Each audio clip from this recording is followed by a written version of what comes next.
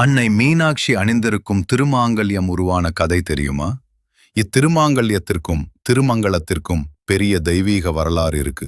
அம்மனின் திருமணத்திற்காக அனைத்து தேவர்களும் ஒன்றாக சேர்ந்து தேவதக்ஷன் விஸ்வகர்மா உதவியுடன் ஒரு அபூர்வமான திருமாங்கல்யம் உருவாக்கினார்கள்.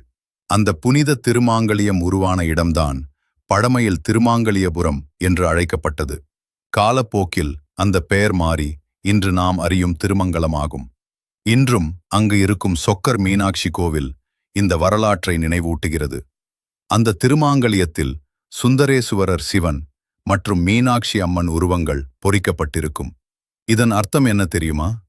அம்மையும் அப்பனும், அதாவது சிவனும் சக்தியும் இரண்டு தனி அல்ல, ஒரே சக்தியின் இரண்டு வடிவங்கள். அந்த உண்மையை நினைவூட்டுவதற்கே அன்னை மீனாட்சி அணியும் திருமாங்கல்யம் ஒரு சின்னமாக உள்ளது.